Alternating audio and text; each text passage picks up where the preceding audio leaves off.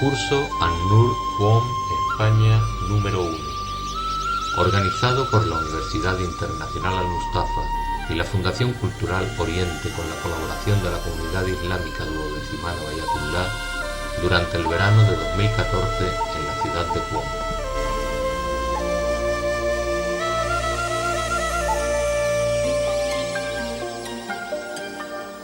Irfan 4 por el Sheikh Suhail Asad.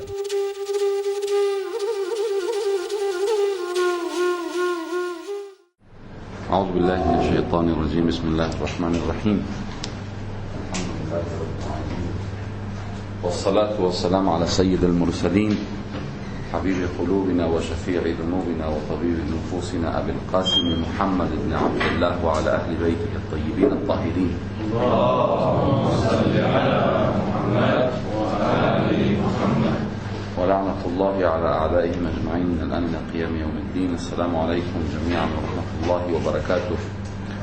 En nombre de Dios el clemente misericordioso, la paz de Dios sea con todos sus profetas, desde Adán hasta Muhammad sallallahu wa salamu alayhim ajma'in. Bueno, nosotros venimos tocando el tema del Islam, del Irfan, y siempre sale la pregunta de cuál es la relación entre el Irfan y el sufismo, qué diferencia hay entre el Irfan y el sufismo, o por qué algunos lo llaman Irfan, otros lo llaman sufismo. Cuando se habla en Occidente de la dimensión mística del Islam, generalmente la gente suele hablar del sufismo. Si en Occidente uno dice Irfan, muchos no conocen de qué se trata el Irfan. Por otro lado, vemos que muchos sabios no están de acuerdo en que la dimensión mística del Islam es el sufismo, porque el sufismo tiene un desarrollo histórico que no va de la mano del desarrollo histórico del Irfan. Y el sufismo, si fuera la dimensión mística del Islam, tendría que ser representativo del Islam, mientras que en muchas dimensiones vemos que el sufismo no solo no es representativo del Islam, sino que además va en contra del Islam. Por otro lado, tenemos narraciones que hablan tanto del profeta como de los imames, especialmente del imam Sadiq, que hablan muy mal del sufismo y utilizan la palabra tasawwuf en árabe, que la traducen como sufismo.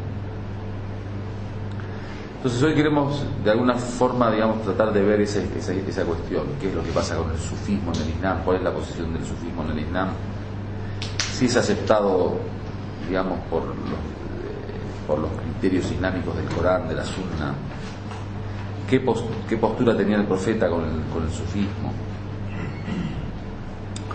para ya empezar a, tener una visión clara de esa dimensión mística en el Islam.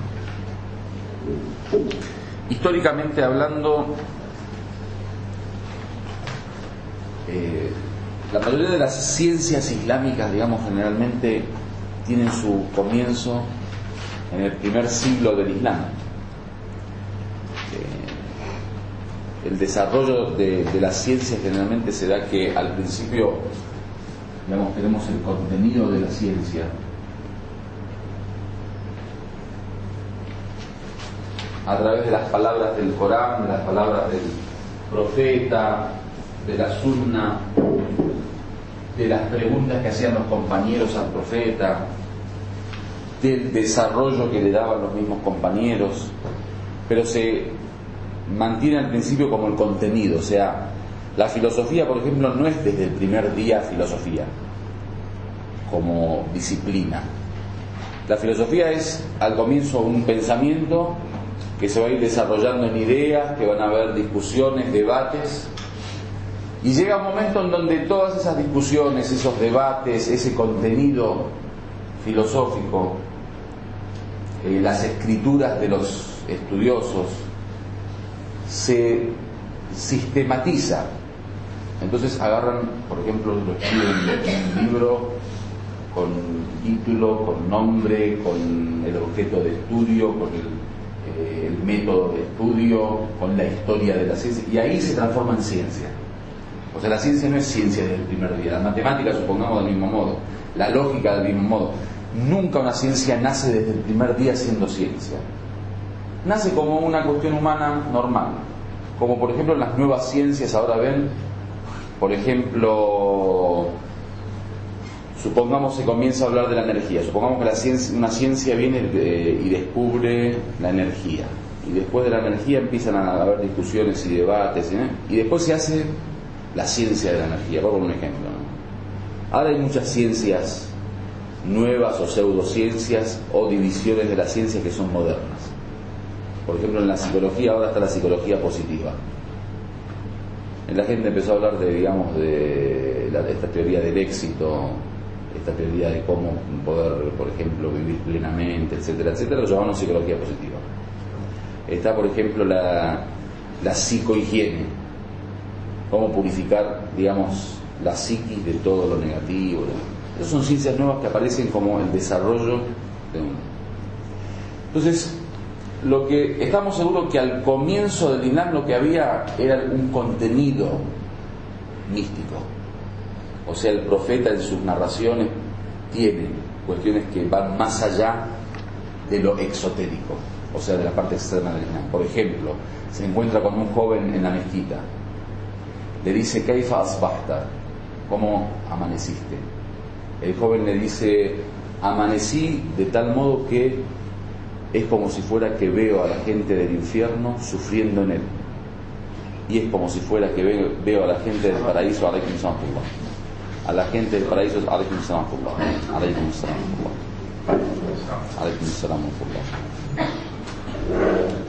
y es como si fuera que veo a la gente del paraíso deleitándose en él. El profeta le dice, mantén ese estado, digamos, mantén ese estado. El joven le dice, hace dua para que muera mártir, para que pueda martirizar en el camino de Dios. Luego viene una batalla, participa en la batalla y martiriza. Esa visión de que es como si fuera que veo a la gente del infierno sufriendo en él y veo a la gente del paraíso deleitándose en él, habla de una dimensión que no es externa. O sea, que una persona vea o sienta como que ve a la gente del paraíso en él, habla de una dimensión esotérica. O por ejemplo el ejemplo que di aquel día del Hajj, cuando le preguntó el Imam Zain Abidin si hizo el Hajj y empezó a hablar, o el Imam Sadiq cuando había mostrado los dedos. Todas esas cuestiones hablan de un contenido irfaní, de un contenido que va más allá de lo literal.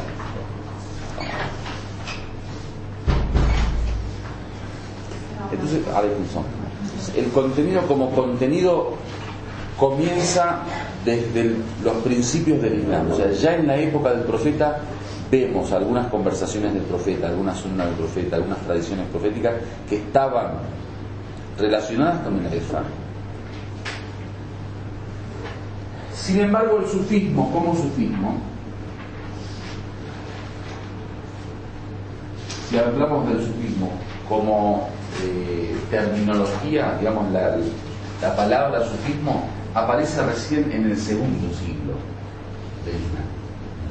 Significa que como disciplina en los comienzos del Islam no se veía sufismo, no había sufis en la época del profeta como terminología, Ahora si después alguien puede decir no, pero tal persona era un sufi, porque después por ejemplo en la historia del sufismo aparecen personas como Abu Dar, como Salman, como el Miqdad, después dicen eran sufis. Estamos hablando como terminología. Como terminología en la época del profeta nadie se llamaba sufi. El profeta nunca llamó a alguien sufi. Los compañeros no se llamaban sufis. Entonces el tasawwuf, que bueno, en árabe es tasawwuf, aparece recién en el segundo siglo de la época. Por lo tanto, ya históricamente hay una distinción entre el contenido irfaní de la época del profeta y el sufí. Eso a nivel histórico.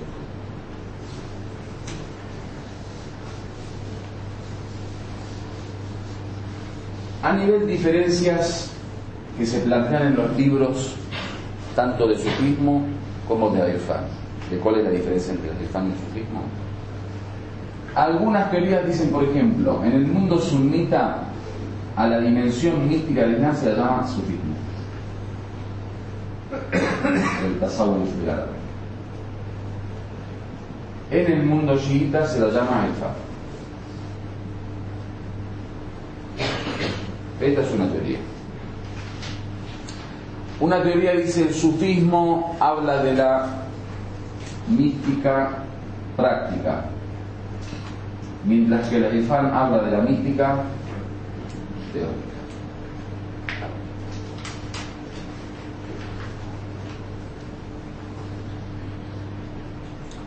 Y de estas teorías hay varias.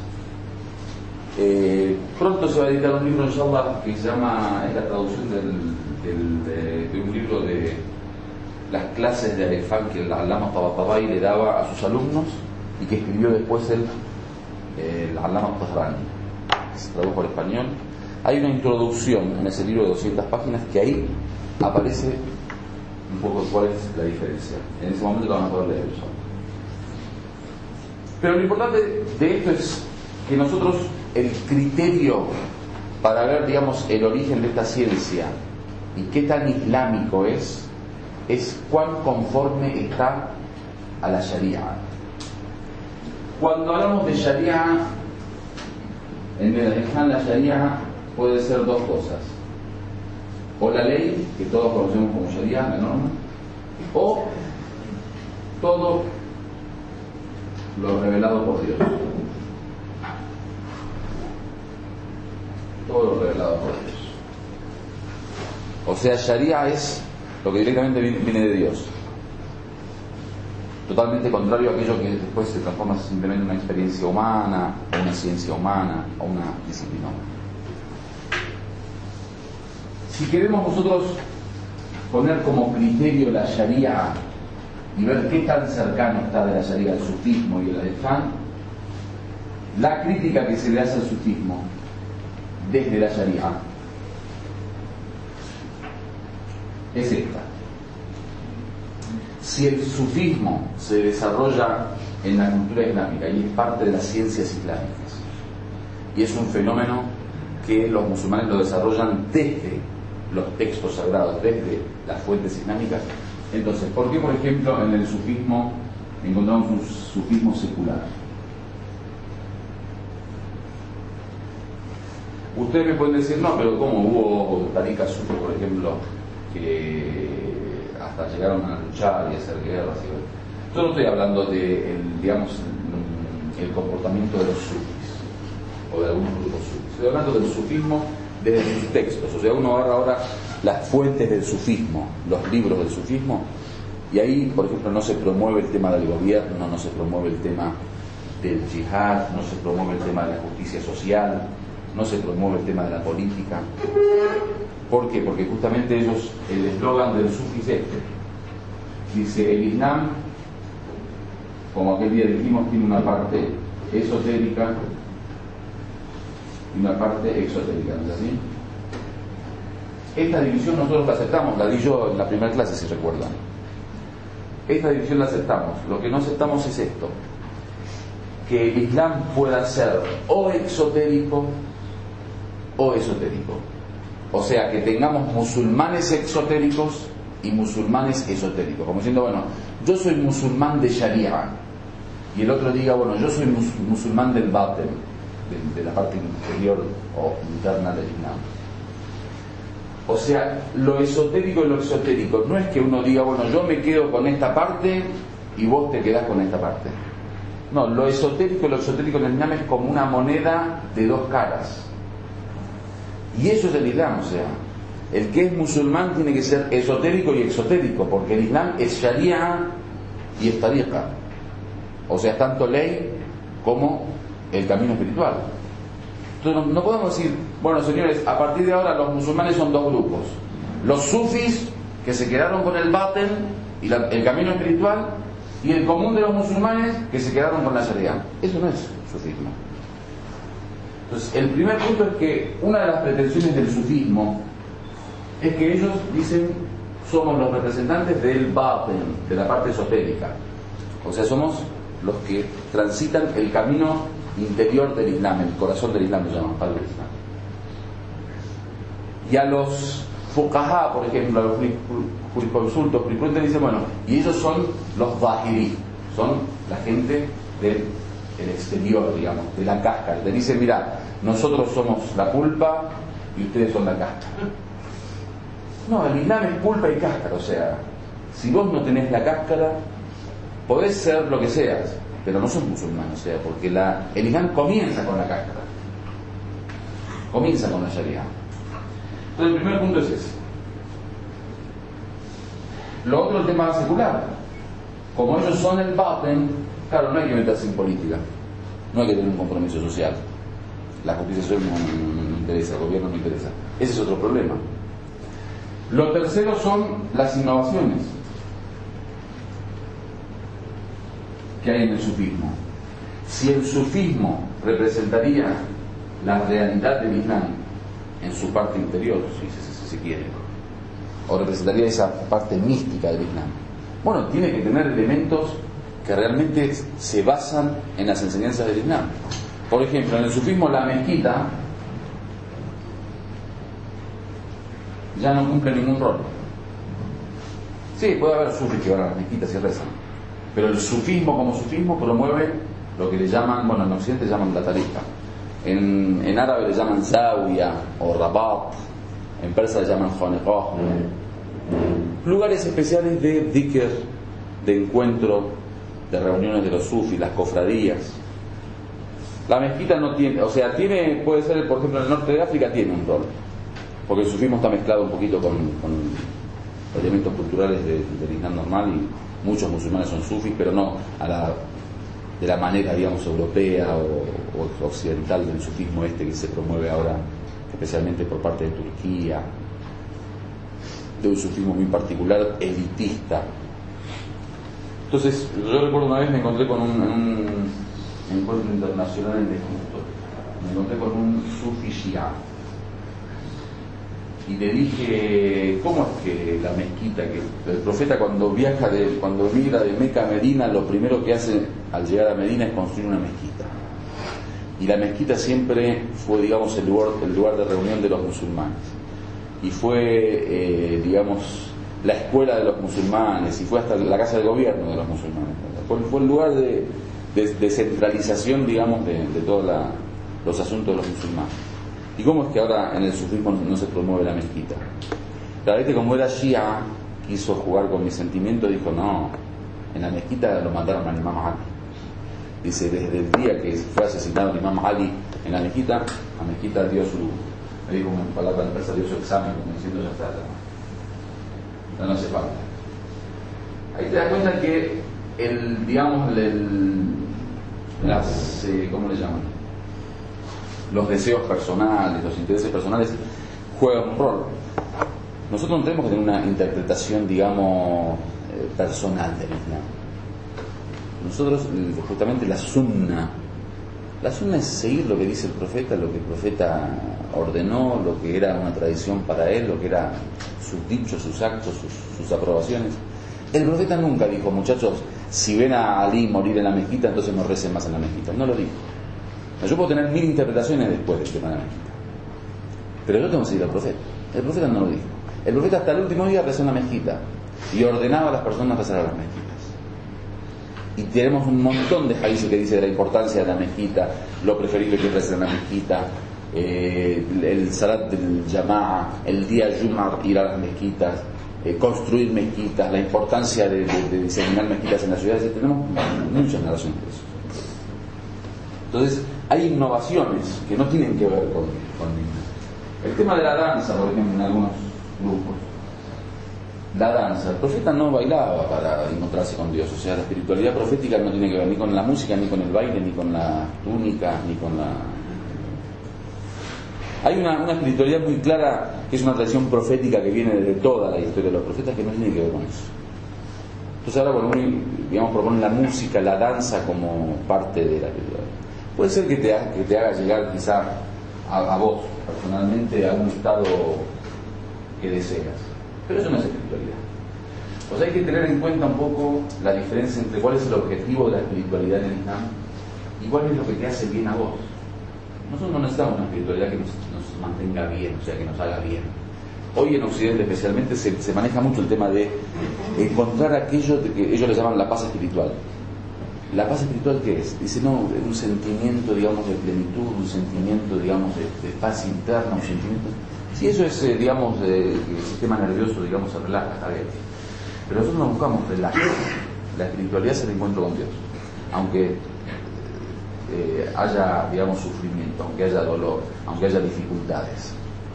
Digo, la fusión entre las obligaciones islámicas y cuál es mi responsabilidad como musulmán y la espiritualidad. La espiritualidad no puede estar lejos de mi responsabilidad como musulmán.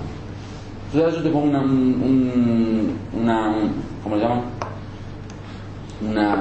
Un tema musical y lleno la habitación de luces así místicas y pongo unos aromas muy interesantes y te doy un par de chanclas y una capa y nos dejamos la barba más larga.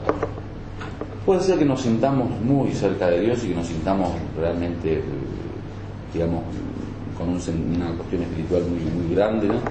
Pero eso no te hace llegar a Dios. O sea, lo importante de la espiritualidad es relacionarnos con Dios, es cómo poder encontrar ese camino hacia Dios, aunque estemos frente a una computadora, por ejemplo. Entonces, esa confusión de la espiritualidad entre la relación con Dios, que es un tema interno del corazón, y esta cuestión de exterioridad, digamos, externa. Por ejemplo, el tema del sheikh, otra de las innovaciones del sufismo. El tema del sheikh. El sheikh en el Islam no significa nada. Es una persona totalmente normal. El profeta tenía compañeros que no eran sheikhs, eran fuqaha, jurisconsultos, y eran personas normales. No el profeta, el imam Ali era Amir al-Mu'minin y era una persona normal. La veías caminar en la calle, la veías hacer pozos, la veías repartir pan a los pobres, la veías trabajar. El profeta era el profeta y era una persona normal. Kana fihim ka'ahadihim, dice la narración, era uno más entre ellos, una persona normal. Nunca los profetas se distinguieron, nunca los profetas se creyeron ni más ni menos que nadie. O sea, personas normales, profetas, yuha ilayna, tenían revelaciones, Dios les revelaba, pero no tenían ningún cargo especial, ninguna cuestión especial. Tenemos libros antiguos del sufismo que dicen el rezo, el sufi tiene que imaginarse el rostro del sheikh para lograr el encuentro con Dios. El rostro del sheikh. Al sheikh se lo llama Qutb. Qutb es el polo. O sea, el universo todo depende del sheikh. Hay narraciones, tenemos muchos libros de sufismo que dice lo que te diga el sheikh tenés que hacerlo aunque sea ilógico. Dice tirate al mar. La obediencia al sheikh, dice, es la obediencia a Dios. Eso no es parte de la cultura islámica, no es un elemento islámico. En la cultura islámica el sheikh no es nada. Es más, el sheikh debe ser un servidor. Una persona normal encima tiene que estar al servicio de la comunidad. No hay ningún tipo de grado de superioridad, no hay ningún tipo de grado de... La superioridad en el taqwa. El que más tiene taqwa, bueno, es superior ante Dios, tiene más honra ante Dios. Entonces el tema del sheikh. Todas esas cosas, si uno las va sumando, se va dando cuenta que hay, al fin y al cabo, hay cuestiones que se han alejado mucho del verdadero Islam. Esa un poco es nuestra crítica al sufismo. El tema de que el sufi es un elegido, o que es, digamos, los sufis son una élite especial. No tenemos nosotros en el Islam musulmanes elegidos y musulmanes no elegidos. O sea, no existen las élites en el Islam. No hay. En el Islam somos todos siervos de Dios. Hasta el profeta es un siervo de Dios. Somos todos musulmanes. No hay diferencia.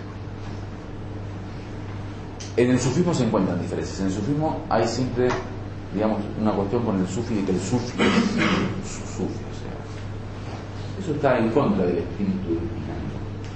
Más aún, está en contra del mismo sufismo, porque el sufismo tampoco promueve, como sufismo si hablamos de espiritualidad, no promueve, digamos, que un grupo más que otro. O sea, si el sufismo es seguir la sunna del profeta en todo sentido, no hay, hasta en la historia del sufismo. Los verdaderos sufis nunca pretendieron nada especial con respecto a su posición o su postura.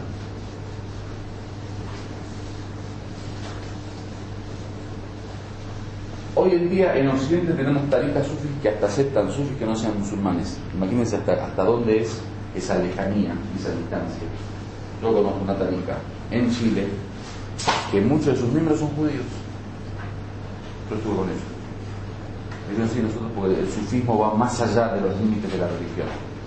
Como el sufismo está por encima de todo, hasta la religión no es, digamos, un límite. Dice, no, el sufismo es elevado.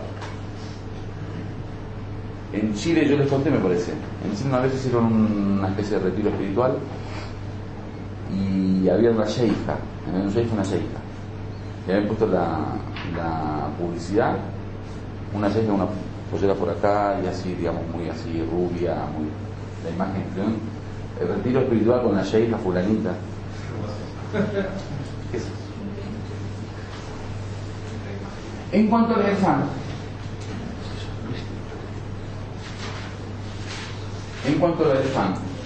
el irfán viene del tema del conocimiento. Hay varias narraciones que tienen que ver un poco con la importancia del conocimiento. Hay una narración que aparece en todos los libros de irfán y de sufismo generalmente, que dice: Man arafa nafsa faqad arafa rabba. Quien se conoce a sí mismo conoce a su Señor.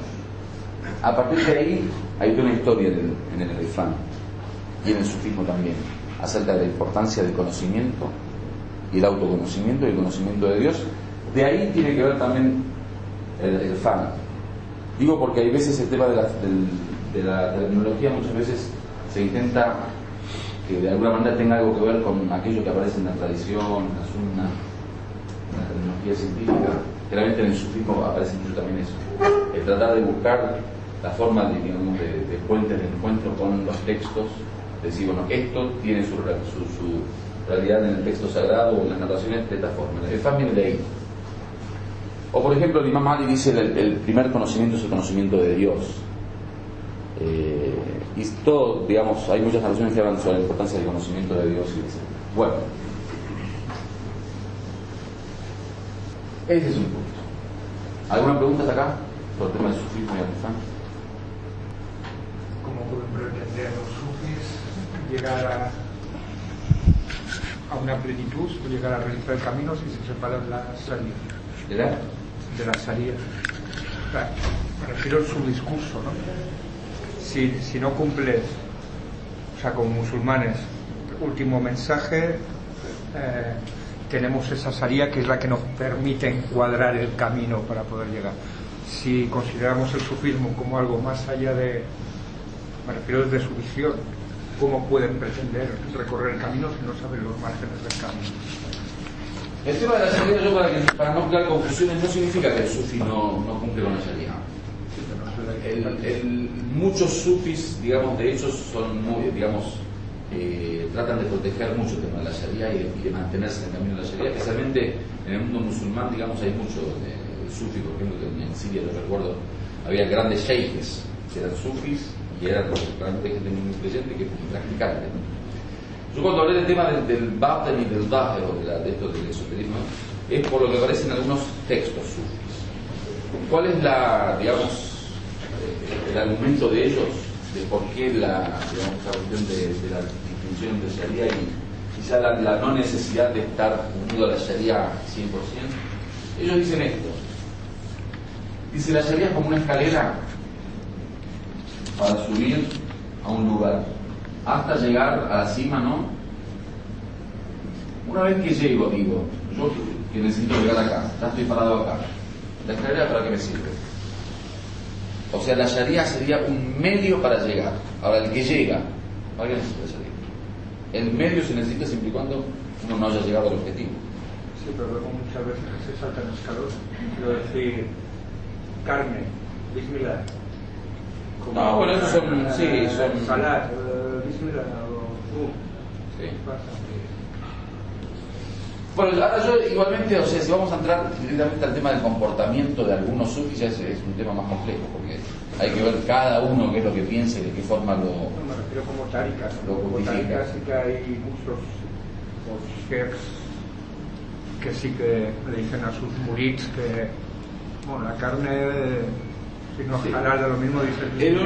El origen de todo eso está justamente en eso que dije yo de la división del Islam entre el zahir y el batin, lo externo, y pensar que uno puede, digamos, llegar a Dios a través del batin. O sea, un poco el comienzo de la historia está en eso, que dividieron el Islam en zahir y batin, y dijeron, bueno, uno puede ser o del batin o del zahir. La división es correcta, hay zahir y batin, pero las dos juntas hacen a la perfección. Yo no tenía entendido del sufí que dedican toda sus vidas para hacer el ibadat y sin hacer, digamos, lo que la misma vida del trabajo y de estudiar, no sé lo que... Entonces, Algunos son así, y eso tampoco es islámico. Supongamos que sí, que el sufi dice, bueno, yo quiero dedicarme de lleno al rezo y al ayuno y a la sharia, por ejemplo. ya, Hasta dedicarse únicamente a la sharia en el sentido de adoración, de devoción, tampoco es islámico. sí, y eso no es prohibido en el Islam porque el Islam es una manera de vivir, como llevar las dos cosas a la vez en la vida y caminar. Está prohibido el tema del monacato, el monacato está prohibido. Tenemos las panietas del Islam. Ya. Está prohibido. No, por eso quiero decir, las dos son incorrectas. Dedicarse únicamente al batin y a la parte interna, digamos, sin la sharia es incorrecto. Dedicarse únicamente a la sharia sin el batin también es incorrecto. Y, digamos, la única, una idea simple que tenía del sufismo, que no tengo mucha diciendo que no todos son así. Sí. Y seamos justos. No siempre yo hablo del sufismo en ese sentido, o ese grupo de sufis, como incorrecto en el sentido, digamos, de lejos del camino. Hay veces lo que ocurre con el sufismo es que es incompleto, porque esto es el Islam. El sufi dice, bueno, toda esta parte yo la cumplo bien. Entonces es correcto, esto está bien. Todo lo que puede hacer de rezo, de ayuno, de dhikr, de dua, todo eso está muy bien. Pero es incompleto, o sea, no llegó a completar. Entonces eso también es incorrecto. Mira, a mí me ha llamado la atención cuando estabas haciendo la introducción que decías que por ejemplo el imam Sadi alayhi salam se había manifestado contrario al concepto de sufismo y que incluso hay muchos dichos de ellos, ¿no? Y al mismo tiempo hay tarikas sufis que lo tienen incluido dentro de su cadena de transmisión. Sí, yo dije que muchas veces hasta en la historia del sufismo vemos que muchos de los compañeros del profeta son considerados sufis. Yo he llegado a conocer personas que me dijeron que el imam Khomeini es un sufi. Generalmente eso ocurre para poder dar credibilidad a sus tarikas. Entonces ponen por personajes importantes para que la gente diga, mira, este era ese. Porque si yo no pongo ningún nombre importante, veo la cadena y son todos tipos normales. Pero yo pongo un imam Saad, pongo un imam Ali. Suele pasar, los alawitas, por ejemplo, yo escuché también que decían el imam Khomeini es alawita. Los zaiditas dijeron el imam Khomeini son zaiditas, es de la zaidita. Entonces le da peso a eso. ¿Alguna otra pregunta sobre el tema del sufismo? Entonces los batis, ¿quién lo interpreta? ¿Interpretan los sheikhs? Es decir, llegan al conocimiento del interno, ellos leen y saben lo que significa, Dios les da ese conocimiento, es así como ellos lo ven. No, el conocimiento del batin es un conocimiento, yo lo di el primer día cuando hablé de qué tipo de conocimiento es el irfán, es un conocimiento, digamos, interno, es un conocimiento que ellos conocen desde el corazón, no es una cuestión de interpretación de texto. La fuente de conocimiento, ahora voy a hablar de eso, la fuente del conocimiento del Aref o del gnóstico es lo que en árabe llaman al-Kashf. ¿Qué es el Kashf? Kashf en árabe es descubrir, es como hay algo como una manta, es quitar la manta. Descubrir, le dicen. Revelar. Revelar. Revelar. Kashf sería el develamiento. ¿Qué es el Kashf? Ellos dicen el universo, la realidad, se muestra de tal modo que está ocultando lo que hay detrás, su propia esencia. Todo lo que vemos en el universo, todo lo que podemos percibir de una forma normal, detrás de ello se encuentra la realidad en sí, el haq, la última realidad. El Kashf sería tener la capacidad de quitar ese velo que es esto, el universo, para poder tomar contacto directo con la realidad. O sea, el quitar el velo le llaman descubrir, o sea, revelar. Entonces, el intento del Aref, del místico, es poder lograr que este universo ya no me muestre su apariencia, sino poder penetrar en la realidad del universo. Fuera de la percepción empírica, digamos, ¿no? Fuera de la percepción empírica, de la percepción racional, de la percepción sensorial, o sea, es un conocimiento directo de la realidad, sin intermediarios. No necesito del intelecto, no necesito de los sentidos, no necesito de la ciencia, de la observación, del descubrimiento. Todo lo que aparece en las formas, digamos, de conocimiento en el Islam no existe. Es un conocimiento directo de la realidad.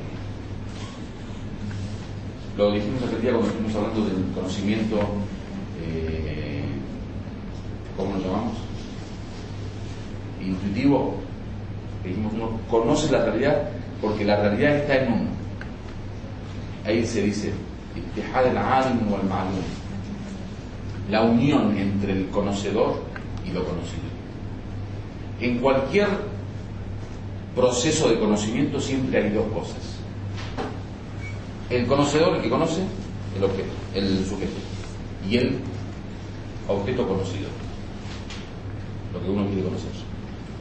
Esa dualidad en el Ifán se acaba. Todo es uno. Entonces el conocedor se transforma en la misma realidad. ¿Cómo se logra el Kashf?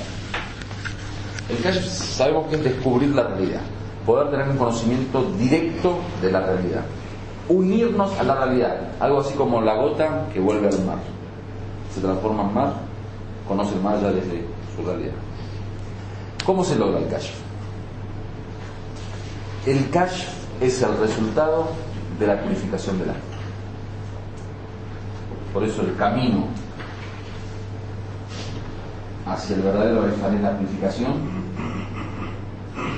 Cuando el alma se purifica, cuando el corazón va quitando los velos, ya le aparece la realidad como un espejo. O sea, que la actividad del Aref para lograr el Kashf es al-tazkiyah, la purificación. Si no hay purificación, no hay Kashf. Esto es el Kashf. Es únicamente el resultado de la purificación. Por eso, todos aquellos que pretendan tener Kashf y no se hayan purificado, no les crean. O sea, alguien puede lograr tener Kashf que haya recorrido el camino de la purificación.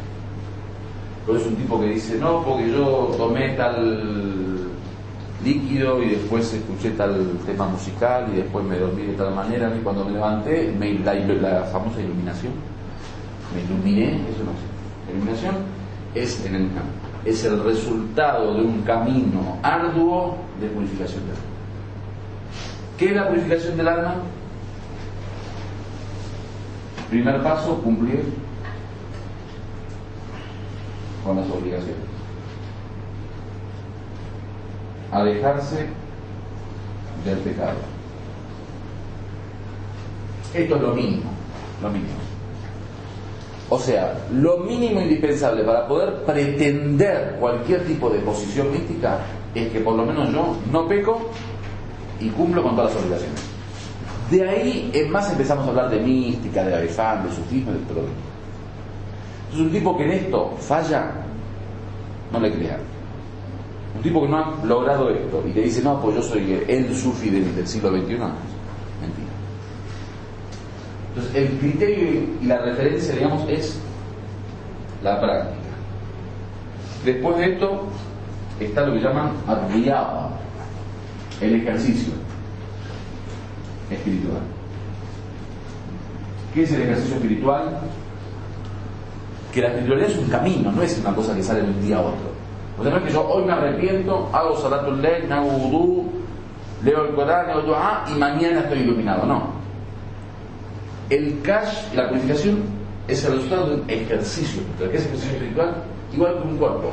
Si yo te digo, mira, hay un gimnasio que si vos vas 2 horas, vas a tener un cuerpo así. Así no, eso es una gran mentira. El irfán necesita de un gimnasio espiritual. ¿En cuánto tiempo logras tener un cuerpo así? 2 años, 3 años, 4 años. Bueno, el irfán mínimo, uno tiene que empezar este camino de ejercicio para poco a poco ir bien, que es lo que ocurre. Entonces el tipo que te dice, no, que yo como que nací iluminado, como que Dios me iluminó, o como que es una cuestión divina, que me cayó del cielo, una iluminación, eso es mentira, no existe. La iluminación existe, pero existe como producto de esto, o sea, sí, Dios te abre el corazón quizás en un segundo, pero no de la nada, de que yo era un tipo, un desastre, y de repente Dios me iluminó, y ahora soy un místico. No, la iluminación, eso que puede ocurrir en un segundo, ocurre como resultado del ejercicio espiritual. Puede haber percepciones de destellos de luz durante el camino. El comienzo del caso son percepciones de destello de luz. Nunca la realidad se te aparece de un día a otro toda junta y en forma absoluta. Comienza justamente como destellos, que le llaman el waridat al-qalbiyya. Son las cosas que entran al corazón como penetraciones divinas, dicen. Que Dios como que va mostrándote parte de la realidad y es un destello de luz que tiene una realidad del corazón. Justamente la diferencia entre el hal y el maqam en el irfán, el estado espiritual y la posición espiritual, está en que en el estado espiritual como que va a ir bien. Hay momentos que uno, en esos momentos tiene. Constantemente uno no puede estar sintiendo la realidad o percibiendo la realidad. Hay una historia que cuentan que los compañeros del profeta se reunían con el profeta y el profeta comenzaba a hablar sobre un tema espiritual y ellos, digamos, como que se iban elevando en esa conversación. Dice que el compañero le preguntaron al profeta que qué ocurre, que cuando estamos hablando de estos temas con usted, como que nos elevamos, como que sentimos iluminación y de repente nos vamos a casa y volvemos a nuestra vida normal y ya nos olvidamos de todo. Dijo, si ustedes pudieran permanecer en ese mismo estado, estarían ahora saludando a los ángeles, como diciendo que es imposible mantener un nivel constante. Por eso le llaman ahwal. Ahwal en árabe son los estados. Pero lo importante es que la purificación y la iluminación posterior es producto del ejercicio espiritual. ¿Por qué es producto del ejercicio espiritual? Ahora voy a explicar la realidad del cash, para entender la necesidad del ejercicio espiritual. Esto es el universo con todos sus mundos, ¿no? Con el mundo de lo sobrenatural, lo metafísico, todo lo que nos une a Dios. Acá estamos nosotros. Si yo desde esta postura quiero percibir el universo, necesitaría, digamos, para ver toda esta realidad, ¿cómo le llaman? ¿Mismático? Prismático. Necesitaría un prismático súper sofisticado que me haga ver toda la realidad del universo. Yo con una visión normal, yo ahora quiero mirar acá, miro hasta la pared, hasta ahí llego. Si, por ejemplo, voy afuera, miro hasta la otra pared. Pero yo si me paro, supongamos en un lugar muy alto y quiero mirar hasta España, no llego. Aunque quiera, no llego. No me da la vista, no. Uno es limitado. Lo mismo con todo tipo de percepción, ¿no? Uno percibe desde su limitación. Y cada ser humano tiene los límites de su individualidad. Entonces cada individuo percibe hasta ahí, o sea, por ejemplo a nivel intelectual, para que entiendan un poquito. Si ustedes hablan con un niño de 5 años y le dan una fórmula matemática del doctorado en matemática, es imposible que pueda. ¿Por qué? Porque su límite cognitivo es ese, hasta ahí llega. Experiencias que nunca vivió alguien, por ejemplo, es imposible que pueda, digamos, percibirla desde la misma realidad que la percibe aquel que la vivió. Entonces, ¿qué ocurre? Yo esto tengo que hacer que crezca para poder percibir más. Cuanto más crece el recipiente humano, más puedo percibir. Entonces, si yo tengo un ser que abarca todo esto, entonces puedo percibir toda esa manera. El ser va percibiendo según su recipiente, según su medida. Entonces, ¿qué es lo que hace que este recipiente crezca? El ejercicio espiritual. Esa es la necesidad del ejercicio espiritual. El ejercicio espiritual te permite que tu ruh, tu espíritu, crezca. Cuando crece, normalmente vas a percibir cosas nuevas. ¿Por qué? Porque la medida de tu ruh crece. Si tu ruh está delimitado únicamente al mundo material y a la percepción sensitiva, entonces vas a ver esta realidad, la única realidad que vas a ver. Después vas a seguir ejercitando, ves más allá, más allá, más allá. Entonces tiene que haber un crecimiento espiritual. A eso lo llaman desarrollo espiritual o crecimiento espiritual. Con el ejercicio el ruh crece, se infla. Cuando crece, normalmente percibe otras cosas. Eso es el cash. Eso es descubrir. El cash no es nada especial. El cash es como uno crece, descubre. Si yo soy chiquitito, ¿no? Y desde ahí quiero ver, veo algunas piernas, algunas sillas. Crezco un poquito, veo también a las hermanas. Crezco un poquito, veo la pared. Si siguiera creciendo, por ejemplo, más en un agujero acá, veo el otro piso también. Sigo creciendo el otro piso hasta ver el cielo. Del cielo veo todo desde arriba. ¿Viste cuando estamos acá? Vos mirás a tu alrededor, ves la casa del vecino, tu casa, la escuela, ¿no? Subís al segundo piso, ya ves la calle, ¿ves? Subís al quinto piso, ya ves más. Subís al avión, ves toda la ciudad chiquitita, lo ves todo. Entonces, eso es el crecimiento espiritual. Eso es el cash. El cash no es que hay algo que digamos, no existe y ahora vuelve, digamos, aparece. O algo que está oculto en el sentido que se encuentra en otra dimensión y yo me voy a la otra dimensión para otro. No. El mundo, la realidad está ahora, como estuvo desde siempre. Nosotros la vamos viendo según nuestro crecimiento. O sea, ahora mismo acá esto mismo, está lleno de ángeles. Ahora mismo, ¿no lo ven? Está lleno de ángeles. No es que yo necesito ser místico para que después cuando esté acá vengan los ángeles y lo veo. No. Ahora están los ángeles acá. Pero nosotros no lo vemos porque tenemos un grupo pequeño. Si nos desarrollaríamos espiritualmente, entonces podríamos ver a los ángeles.